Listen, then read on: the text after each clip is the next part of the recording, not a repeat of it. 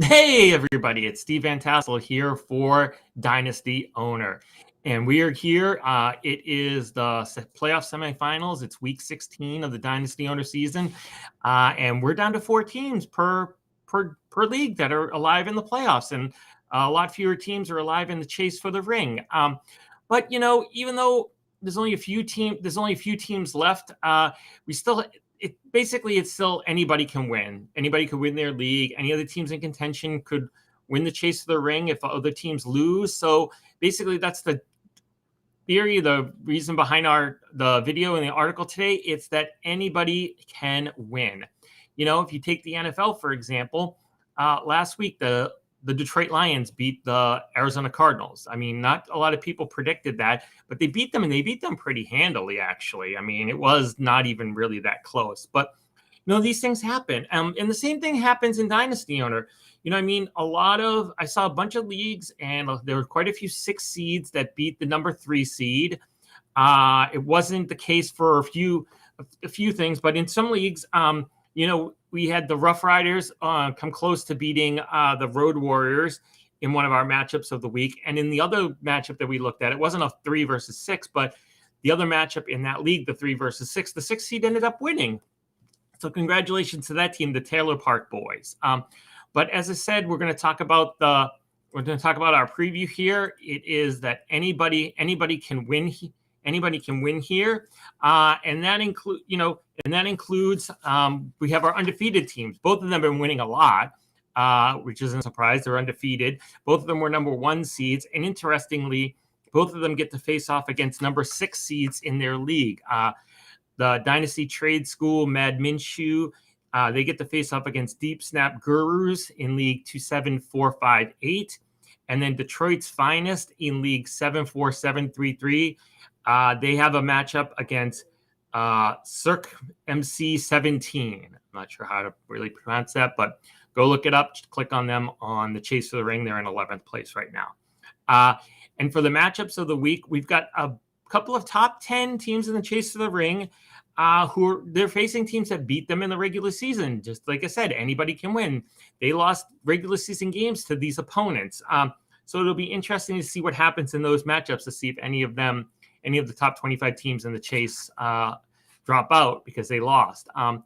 So with no further ado, we're going to talk about guys who should be in your starting lineup this week. And as usual, we'll look back at week 15. So for the first round of the playoffs, I recommended Trevor Lawrence, Ramondre Stevenson, AJ Green, and Ricky Seals-Jones to be in your Dynasty Owner starting lineup. And the results were not good at all. 3 bad recommendations, and with AJ Green being just okay, having scored 10.4 Dynasty Owner fantasy points. He was a low-end bench option. He was a high-end bench option. He was a very, very close to being a top 24 wide receiver. So it was on the fringes of being a good recommendation. The rest of them were not very good at all. They were pretty bad. Ramondre Stevenson was exceptionally bad. And Lawrence and Ricky Seals-Jones would have been fine on your bench, but not in your starting lineup. So try to do better this week. I know it's week 16. Maybe people have to replace guys who are out with COVID or on the COVID list. And so we'll see. We'll get some good suggestions here for players who should be in your starting lineup. And the first one is Russell Wilson from the Seattle Seahawks. And, if you've got Russell Wilson on your team, you're paying him $35 million. You probably wanted him to be a every week starter. And since he got hurt, he had that finger injury. He hasn't been. He's been very up and down since then. He's had 3 good games where he's had over 200 yards passing, a couple of passing touchdowns, and over 20 Dynasty Owner fantasy points. And then he's had 3 really bad games where he's gotten less than 10 Dynasty Owner fantasy points per game. He's averaging 6.2 points in those games. He's turned the ball over 5 times. But good news for Russell Wilson owners.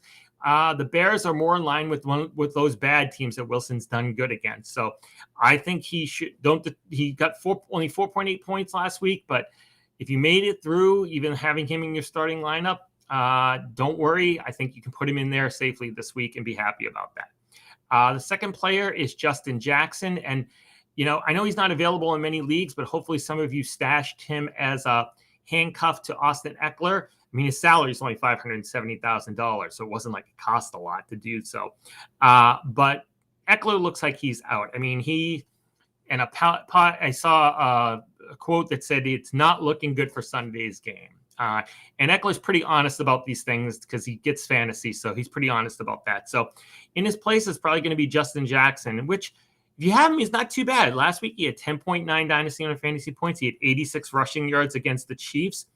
And the Chargers get to face the Texans, who are dreadful against the run. I mean, they're allowing 145 yards rushing per game, which is worse than the league. And in the last 3 weeks, they've allowed James Robinson, Rashard Penny, and Jonathan Taylor to absolutely run all over them. And I know Robinson and Taylor, you're like, those guys are great. Justin Jackson thought them, but he's probably better than Rashard Penny, who had 28.8 dynasty owner fantasy points on Houston, 2 touchdowns. I'm not saying Jackson's going to get that, but I think he'll get enough to be worthy of being in your starting lineup this week. The third player is Laquan Treadwell from the Jacksonville Jaguars. And interestingly, over the last 4 weeks since Jamal Agnew got hurt, Treadwell's been the number one receiver for Jacksonville. He's got the most receptions. He's got the most yards. He's got the most dynasty owner fantasy points. He's got as many targets as Laviska Shenault.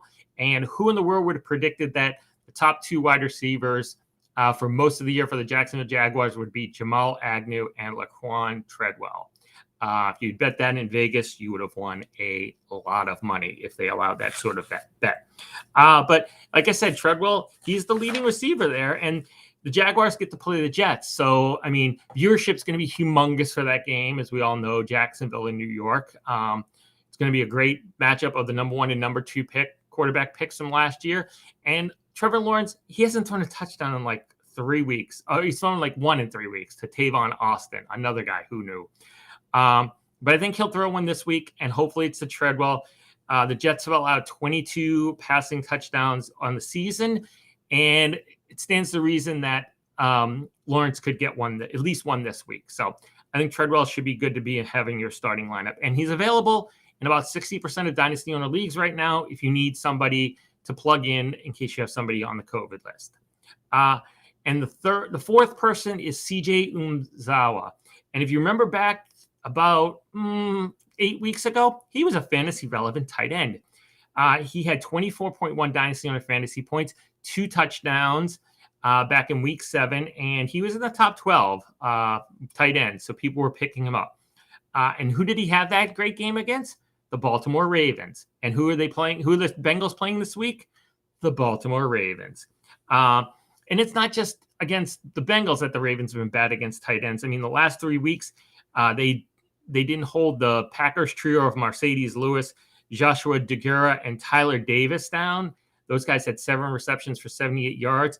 2 weeks ago, Austin Hooper was on this list because he was playing the Ravens, and he had 14 dynasty owner fantasy points and was a top 12 tight end. So I think the same is true for Zawa this week.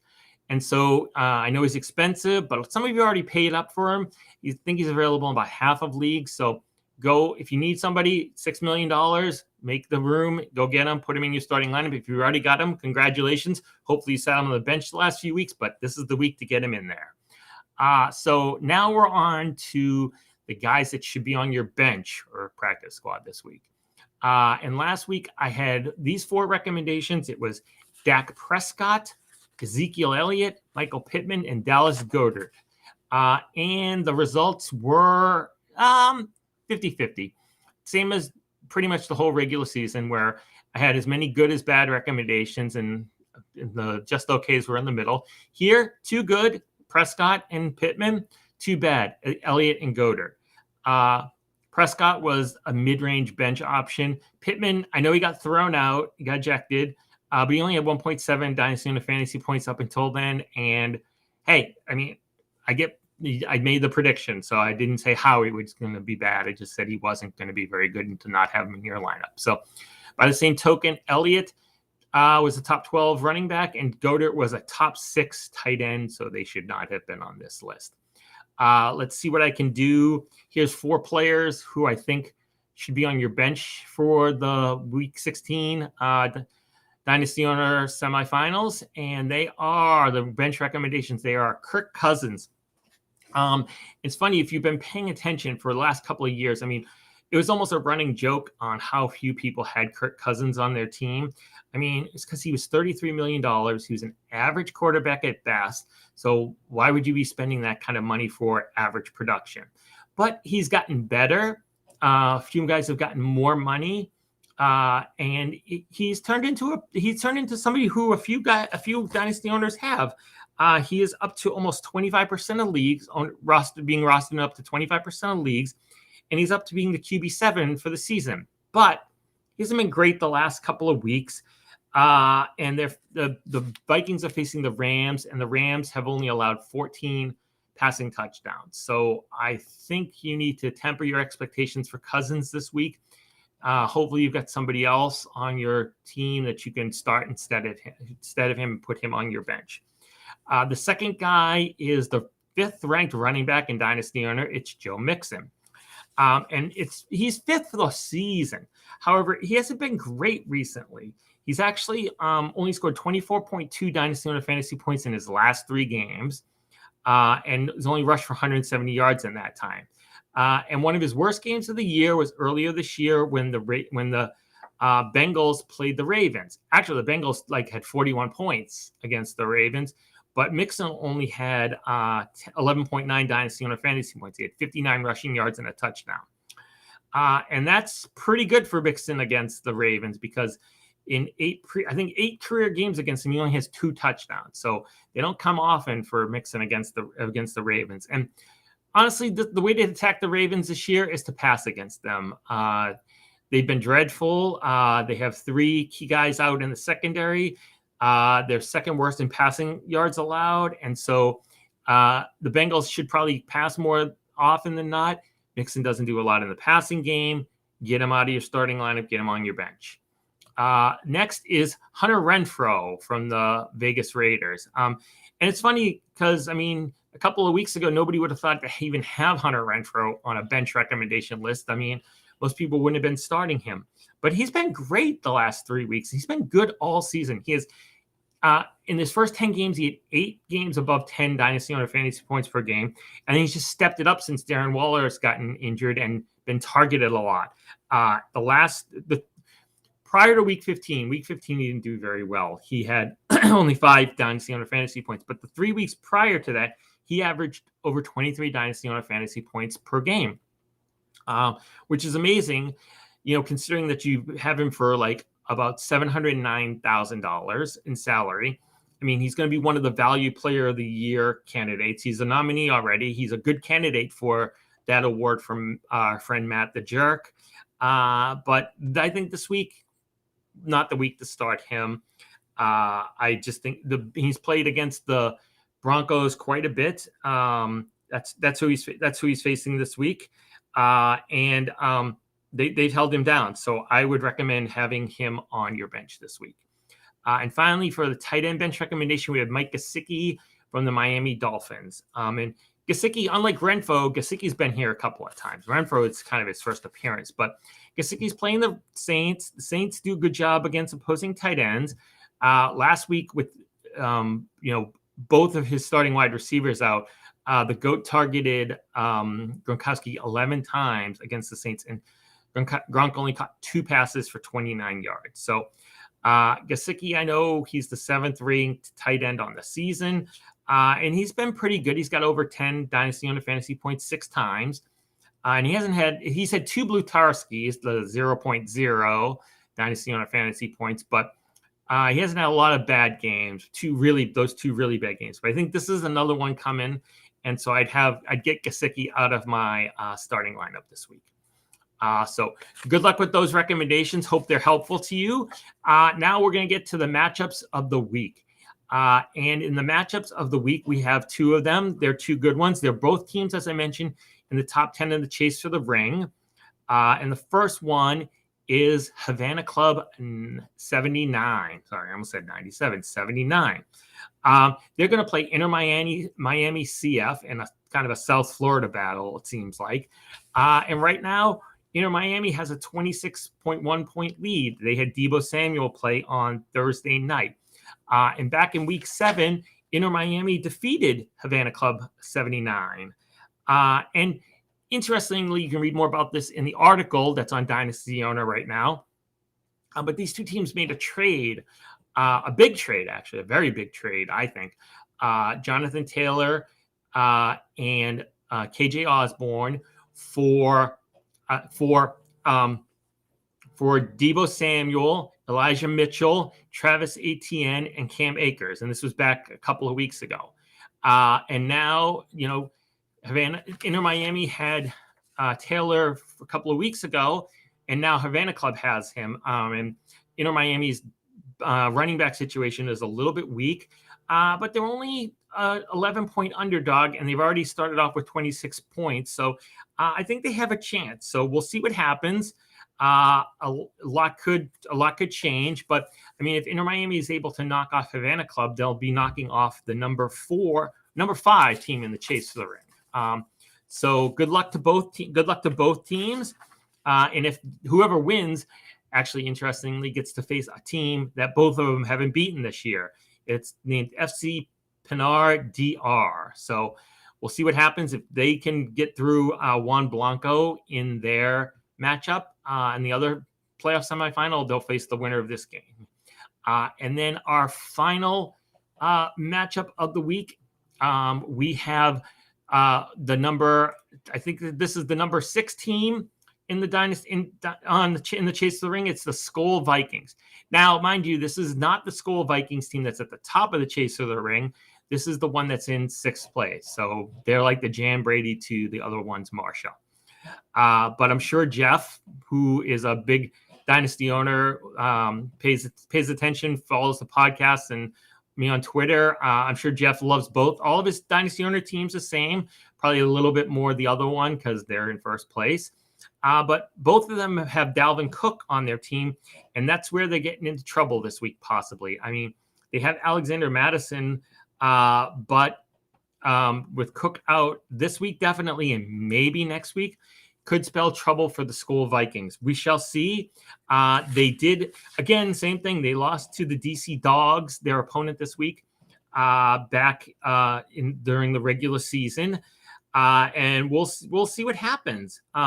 We'll know early this one. This one will end on Sunday because neither team has anybody in their starting lineup or on their bench right now in the Monday night game. So we'll see what happens. Right now, DC Dogs is favored, so you can't, even though they're the lower seed and a lot lower in the chase of the ring standings, they're favored right now. So you can't really call this an upset, but if they win, it's an upset when you beat the number 6 team in the chase for the ring. So good luck to both teams, and good luck to everybody who's playing this week. I've got one team. I'm very happy about that. So hopefully they can win in advance. And hopefully if you've got a team in the chase of in playing this week, and maybe even in the chase of the ring, good luck to you this week. So thanks a lot. Please make sure, I should have said at the beginning, make sure to like the video, hit the thumbs up button, and make sure you read all the articles on Dynasty Owner, watch all the videos. Next week, we're going to have pretty much the usual array of articles. We're going to have Jay on Monday with the Monday Night Football preview. Tuesday, he'll have his last free agent auction targets for the Dynasty Owner year. And then on Wednesday, Matt the Jerk is back. He's going to give his value Players of the Year awards out. And then there's no Thursday article because there's no Thursday Night Football next week. Thursday Night Football is done. So thanks to Matt for all the great articles on that this year. As I mentioned, please watch all the videos that we have here on YouTube. Listen to the podcast. Listen to them on where you get your podcast. Read the articles on Dynasty Owner. Thank you so much for watching, for reading, for being a Dynasty Owner. And happy holidays, and I will see you later. Bye.